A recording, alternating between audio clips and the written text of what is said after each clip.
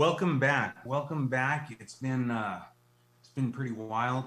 A lot to think about this weekend. I was thinking about today's topic, and these are really becoming very full of disclosure. Just a lot of a lot of heart. Wow, we are literally getting in touch. I should say me, with the help of my twin Lori. I am getting in touch with places that I have not visited in a very long time. So let me tell you something. I'm gonna read a little something. I like to write a little something just that I think, and it not necessarily pertains to our topic, but I want to start that way. I'm building on that disclosure, that just kind of letting it out there, being vulnerable. Lori, are you with us? Hi, I hope so. I'm making the sign of the cross over here. I'm ready. I'm ready to Well, disclose. well done. Well done. Well, Lori, are you ready? Mm-hmm. Are you ready? Are you ready to ugly cry? Oh, geez. Yeah, go for it. Okay, I'm not going to make you. That's the good part. What I am going to do before we get started is I just really want to throw the biggest shout out to Strong Island Entertainment for hosting us and giving us the platform to just ugly cry if we have to. Aw, yeah. Thanks, Bobby. Safe space This for the truth. Listening to the stones crunch beneath my feet as I walk aimlessly down this dirt road, I'm formulating a plan. The plan includes, among other things, what I might say should anyone ask my direction. I suppose I'd simply say I'm traveling in hopes of seeing the world, which can actually be done at a standstill. Because inside I'm embarrassed more for what I'm not than what I am. Some would say that I'm fortunate and that I can be what and whomever I choose to be. But for now, I'll just listen. I'll just listen to the stones crunch beneath my feet as I walk aimlessly down this dirt road as I formulate a plan. Today is Lori's indulging me today because I'm gonna get a little bit deeper than we have since I've come to join Tug of Heart, and I'm gonna talk about something that is probably dear to me. I left home really young. When I say really young, not as young as some, but certainly younger than others. When I was 13, and I just want to thank you for joining us because we're we're working through things that we probably should have addressed a long time ago, and somehow we never did. But here we go. Um, this is about living the lie, and I think my lie has really been a mechanism for acceptance, or at least perceived acceptance, because it's not so much that I really found it or that it was successful, but I was a bit of a chameleon, I guess, for a long time, trying to belong. I did leave home when I was young, and had to figure out how to be ingratiating, even though I didn't know what that meant. I had to figure out how to be useful, um, as I stayed in so many different places. But I think here at Tug of Heart, our unique flex is that we celebrate weaknesses, and in doing so, we find our strength. So it's not unlike life's travels where we hope to learn, see new sights, make new friends, collect new experiences. Tug of Heart really does the same thing as we travel to new places in our collective heart, and for very similar reasons. So Lori, I'm gonna ask you because we haven't really done a whole lot of well, I'm gonna say we haven't done any prep work because I kind of spring this on you and thank you for your willingness. But what how does I mean, does any of that make any sense to you? When I say living the lie, it's like kind of um just kind of artificial. It took a long time to get comfortable in my own skin. And I think it's only been in the last few years where you've actually said, I really enjoyed getting to know you over the last decade because in the last decade, I'm a little bit more relaxed. I don't have that um, tenacious personality with so much to prove, more to myself than anybody else. I mean, can you see any of that? Absolutely. There's a lot to be said about separating yourself from lies that you conveniently believe, or Mm, the kind that would leave you with even a little bit more work is ones that you create yourself and then present to yourself and then accept. And you've always been a tremendous person. So it's not to say like what's funny is because it's not to say you were a liar and then you addressed it and became not a liar. But it's more of a disposition and in a way how we say what we present to the world. When I think of the heart, your heart, and we'll start there because that's easier for me to talk about, right? It's always easier to recognize other people, the parts of them that seem true, most true or not, than in ourself. But for you, in terms of the heart, I always think of it as we have the part of us that's in touch with our heart, and I refer to that as our inner life. And then we have the external life, what we present to people. And I'm thinking of this now, just as I was hearing what you were saying, and as a continuation of where we were last time, right? When we were, I think we had ended talking about, as a little boy, you presenting this very strong person externally. Now, to me, when we've tapped into the heart, it means that we can count on, at least for ourselves, whether the world accepts it or not, because that may be another stumbling block to being truthful and living the truth. But it means you've matured enough to where what I live outwardly, the way my expression, the way I live, what you see of me matches what's going on inside of me. Does this seem right? Because this is what I've seen more of when I speak of like the last decade. Because you've always been pretty close to perfect to me, anyways. To be fair, no, I'm oh, being wow. honest. But there's this, there's getting to know you anew in this new space where it's like a lot of information that I hear from you now, it's like, oh, wow, how did I never know this? And the way that I can explain it is that I guess some things he did not disclose or share, and I filled in that blank for you. Or if you chose to say something about yourself, I would believe it. Now, I do think that we have to be clear about one thing. I am your twin, so I'm privy to a whole lot more probably than a lot of people, or at least I like to You think. are. Yeah, I feel like I've been a little bit more in tune with you each step of the journey. Because, I mean, me and you have said, like, I'm lousy at this, Leroy. I got a real problem. I can't get this under control. Stuff I wouldn't go around saying, and I think it's been the same for you. This is actually beautiful because when I was thinking of living a lie, I was thinking of truth, lie, and just kind of identifying each so you know which is which. And then I would be like, caution, caution. We just identified lie, avoid this, where truth is more, this is good, go this way. But the way that what I'm hearing today instead, which is probably more accurate, is this kind of internal relationship with yourself. And it speaks of alignment because the bottom line is, why do we not want to live a lie? Why do we want to be truthful with the world and with ourselves first? Because that's the only way that we get any of the heart work done.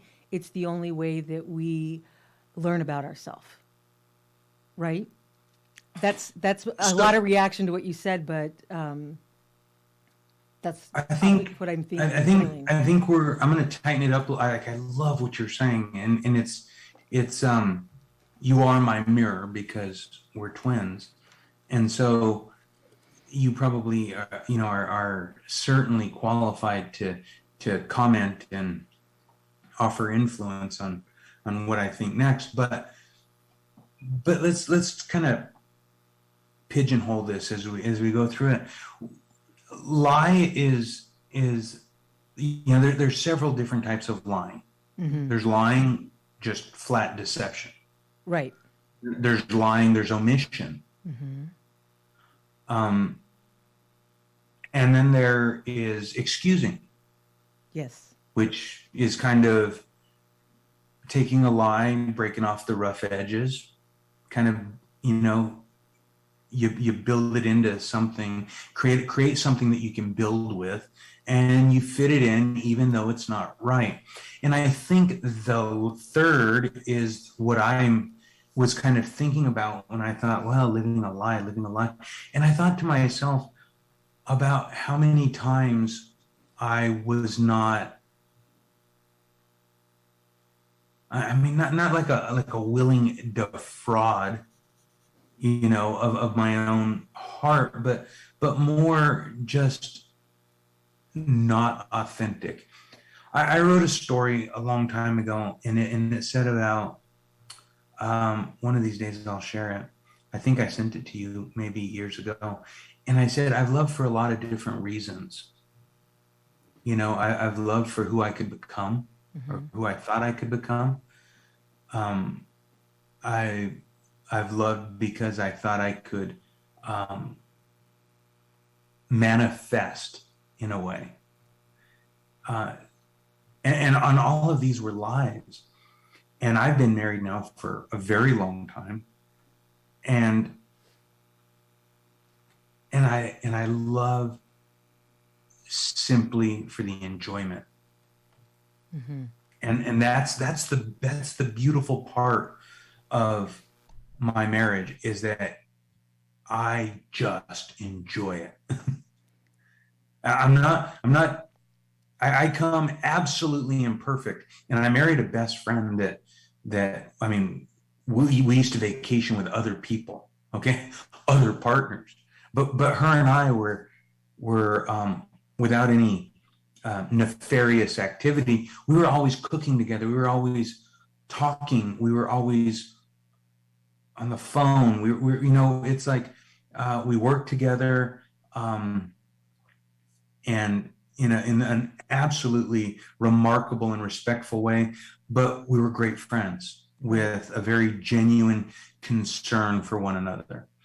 And in that concern, we there was a lot revealed. We got to see relationships end. Um, we got to see um, the class, just the class with which um, we ended, non-productive relationships with integrity, and it wasn't ugly, and it wasn't mean, and it wasn't hostile, and it wasn't hateful. It was just time to move on. Right. And in that, it's kind of like cheating the system because I got to see, wow, what a remarkable person. And I mean, after we became a couple, I probably made tons of mistakes, but I didn't make any mistakes when we were friends. And what a great place! What a great place to start. But I think that that's kind of the the lie that I'm talking about when I say living the lie.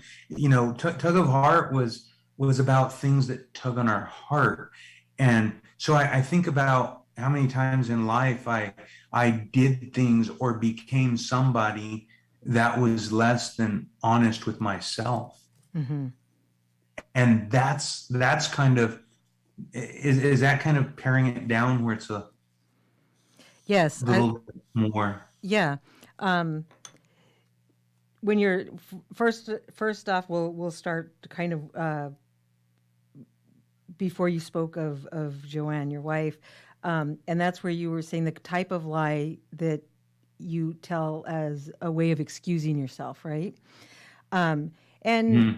by extension, I would say there's something that can be as dangerous as the lie itself, and that's when we enter into justification of our lies or our action, Mhm. Mhm. because then we're building these like a little wall, a fortress, some kind of defense, something to around our lies to protect the lies. So we're solidifying that. We're really invested in those lies.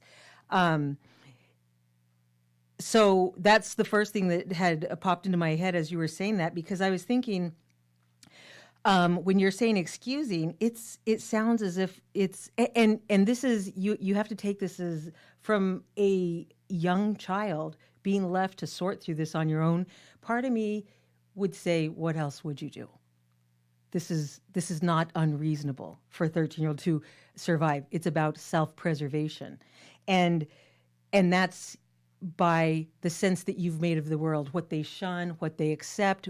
Usefulness is good, it's neutral, doesn't require a definitive statement of any kind. So let's do that to survive. So that's okay. But then as you inevitably, on your own or otherwise, mature, right? Unavoidable. Doesn't matter the circumstances. The living of a lie can become more about, it started as self-preservation, but once you've justified it and kind of built the walls, it can turn into preserving what?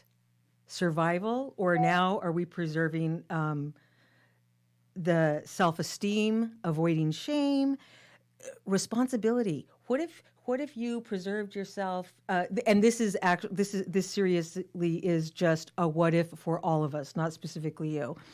What if you've told certain lies to kind of preserve yourself, but then the habit of saying that continued after you were no longer in the place where that's necessary? And then the lie has become not about preservation anymore, but it's done this like transformation where to quit telling it means to take responsibility. So the lie now has a different nature and a different reason for perpetuating it, I guess. Or I've been lying to do this. The reasons aren't terrible, but now to actually say this could mean consequences. I don't want that. But now you're telling a lie for a different reason.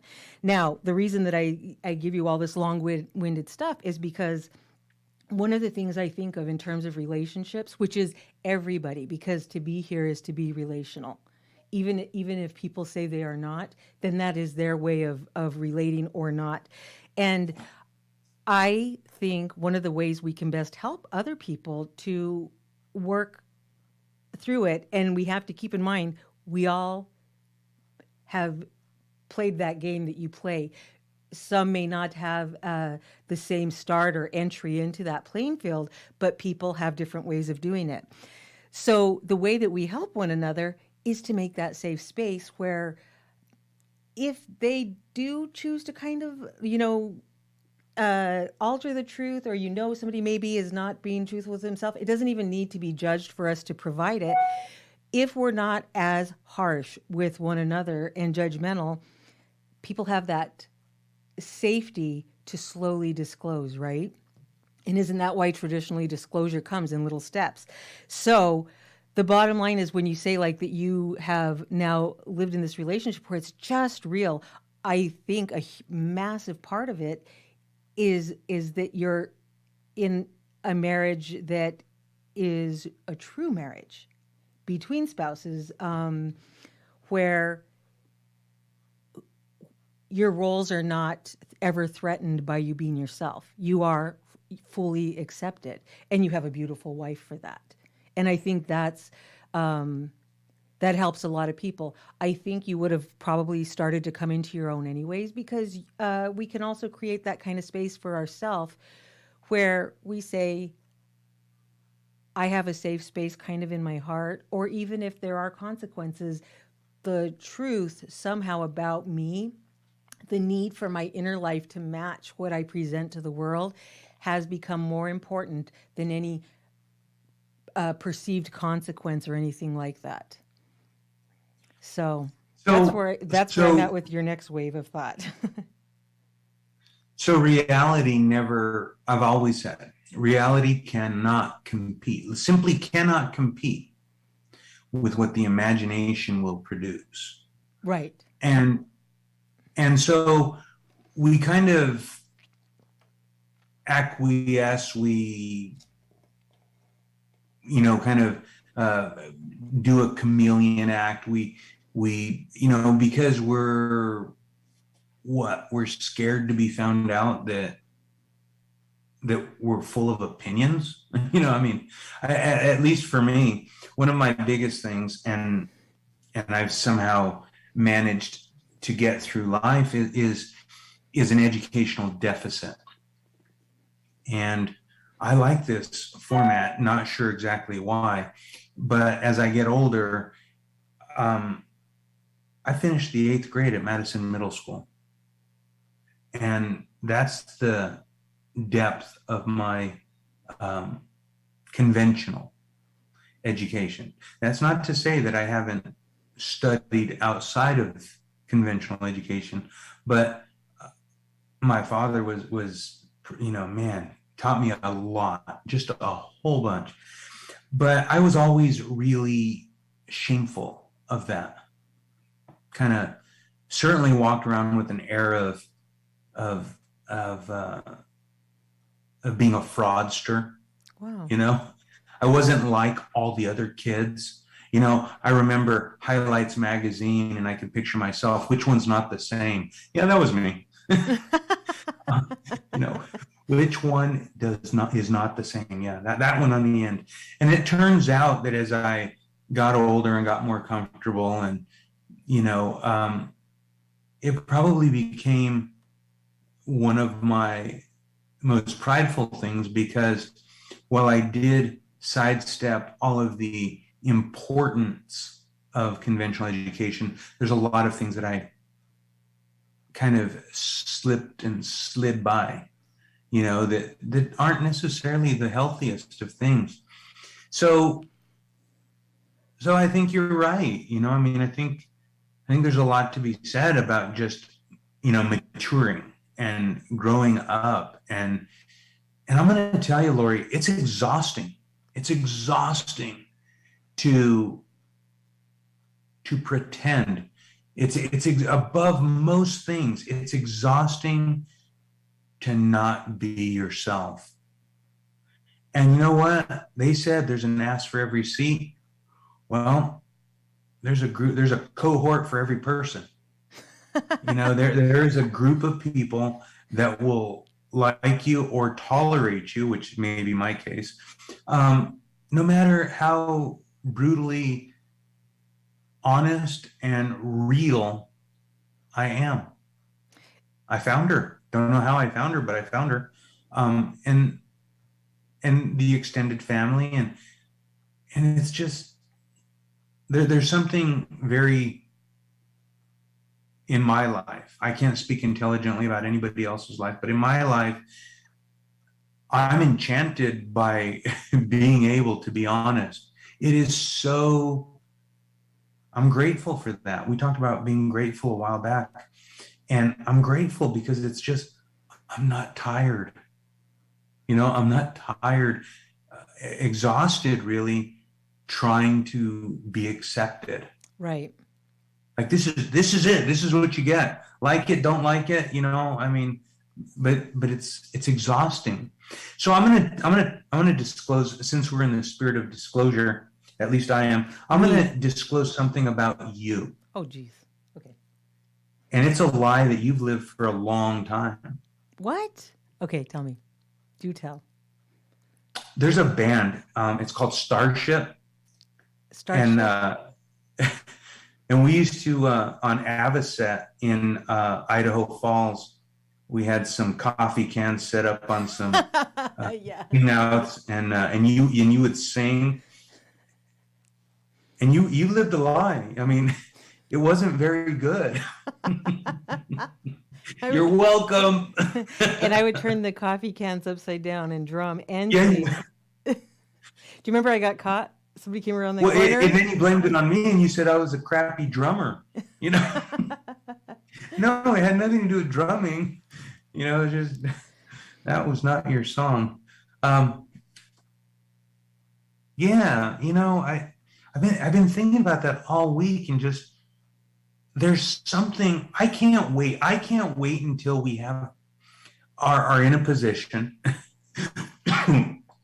One of two things is going to happen. Either we're going to find out we don't have anybody listening, or we're going to get people that actually call in and they're going to contribute. And I can't wait till that happens, because the truth is, I think it's going to do us so much good. Either to set us straight or to validate some of these things and say it's not just us. Yes. Now, maybe it is just us, but there's a chance maybe it's not. What I was it? can't I can't wait till we can do that. I said something the other day to somebody where it was like,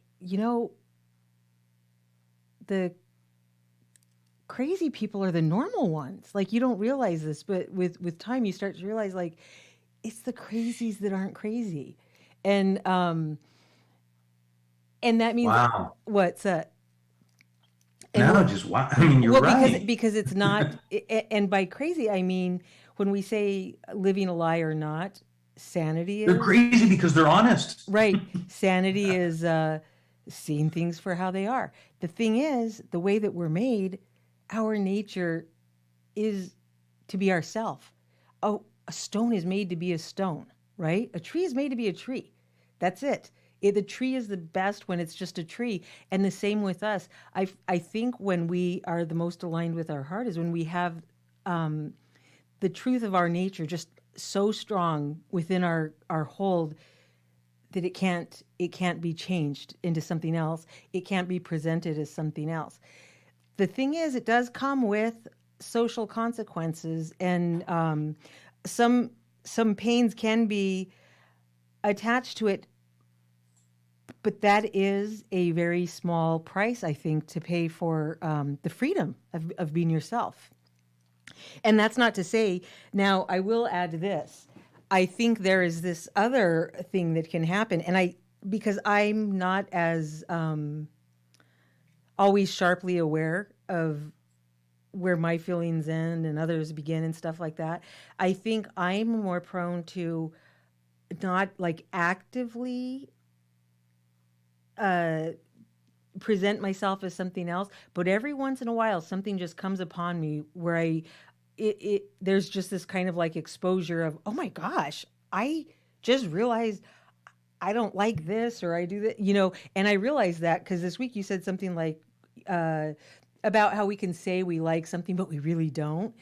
But what the harder part for me is when something comes to light like that, how to manage that, which is, I think, kind of where we will head next with it.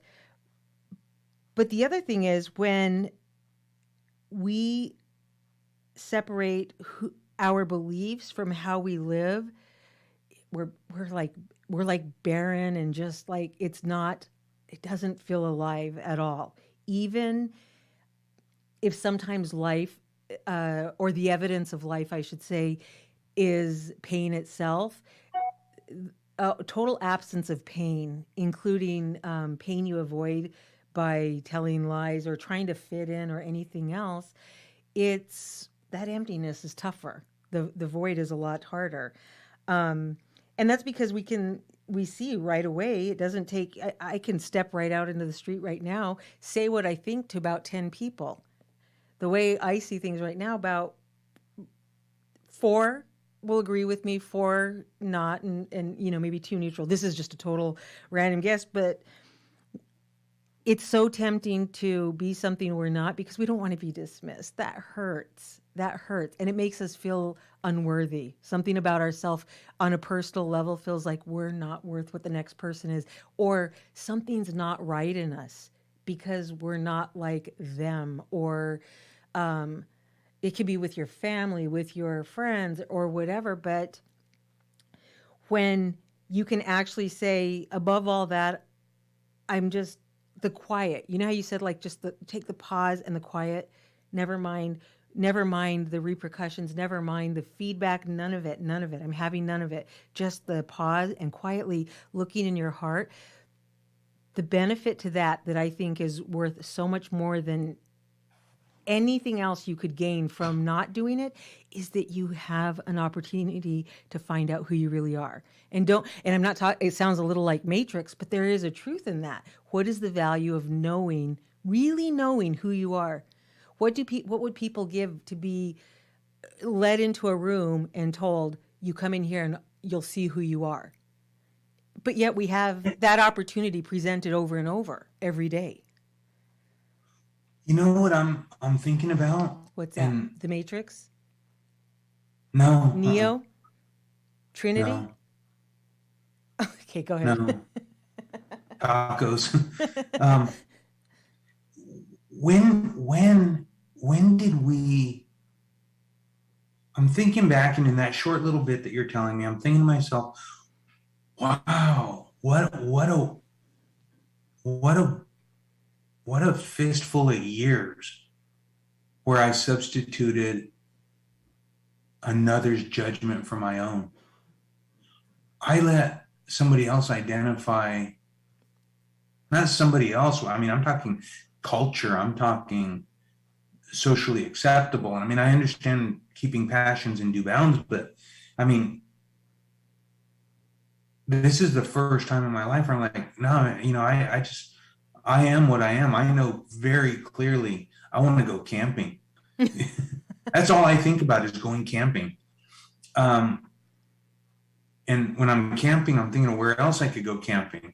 But think about how much time is wasted where we are literally substituting our judgment for different judgment. I'm not going to say another person's. I'm just saying, you know, I mean, when did we put ourselves in the second chair? Right. Well, and we can even override our own best judgment from the mind and heart and forego that for what the brain and the ego suggest and recommend to us, right? It need not be somebody else or an outside source. All I can say is I'm not telling you to run out and, you know, get honest tomorrow. It takes practice. You might end up single. but I'm saying at least start making little movements towards really embracing our heart and doing the thing. Because you know what? It's fast. It goes fast. I sit here. We're on a Zoom call. Mm-hmm. I'm in Florida. You're in New York. I'm looking at myself in the little box up in the corner, and I'm like, who's that? You know what? We get old fast. Mm-hmm. And that's a good thing. That's a really, really good thing. But I mean, I know that I want to, as I have been for the last few years, which you notably recognize, but I want to always just be, I don't want to be exhausted. I don't want to do things or be around people where I cannot be authentic to my heart. Yeah. It's everything else can fall away if you don't have that. Nothing else really matters as far as I'm concerned. Nothing else matters. I guess Pink Floyd had it right What does he say? way back in the day. Didn't Pink Floyd sing that song? Oh no, that was Metallica. Nothing else matters. Nothing else. I think maybe Barbara Streisand. Nothing really matters anymore. I don't know. I think maybe her too. But truth is freedom, man. Right? Yeah. No, but it really Yeah. is. The thing is, we can kind of separate ourselves from these things so much that to say truth is freedom, it becomes cliche. It becomes just a background song and it replays and so we think we're kind of invested in this idea, but then you step back and you're like, no, really, truth is freedom. I can't even. I'm going to test that freedom, Lori. Go ahead. I'm going to test it because we've got 5 minutes left to go. Okay. Give us something about you, something personal. Okay.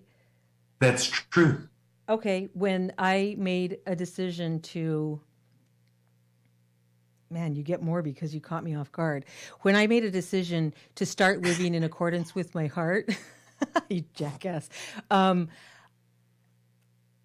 I couldn't take the heat of doing it because it comes with a lot of being outcast. Because people know Lori, and this is Lori, and this is who we've come to know, and our comfort lies in Lori being Lori only, right? So then I saw that. So then, for my way of doing it was to just up and leave and let me start a new life because and I didn't know this at the time, but I do remember, and I've told you this before, because I'm generally kind of honest, not because like from a moral high ground standing, but more that I don't have the sense to be able to balance a whole lot, in terms of like I don't have the memory and capacity. So, but I can fool myself like that. So I came to New York, and I've told you this over the years, your words haunted me, and I didn't like you that day. And maybe for a few weeks after, you're like, Lori, you can go to New York. You think you're starting over, but you're taking yourself with you. My voice sounds strained because it, upon reflection, that was exactly right. Because I thought my feeling was to be in a new place, I can be whoever I really am now safely, because I was getting kicked and beat up, emotionally and otherwise, by people who were like, you can't change. This is who you've been. We rely on you being you. And that is one of the most painful things about deciding to come into the truth, because anybody who benefited from you also lying to yourself hates you. There's a truth for you. We'll get into it more some other day, but It's brilliant. okay. So I like it. yeah, Lots I of mean, that's a love real blurb of it. So I am gonna, I am going to finish us out here now, and next time we'll talk. Maybe we'll take off from there, knowing the difference between a lie and when something about yourself has just been mistaken. How do you begin to correct it without getting kicked and beat down? And does it matter, right? So if anybody has listened, you can like and share. We're live here on Strong Island. You can like and share them as well. And Leroy, thanks a lot. Okay. And I'll talk to you again very soon. I love you, brother. you too. And for those of you Peace out. listening, until next time, farewell.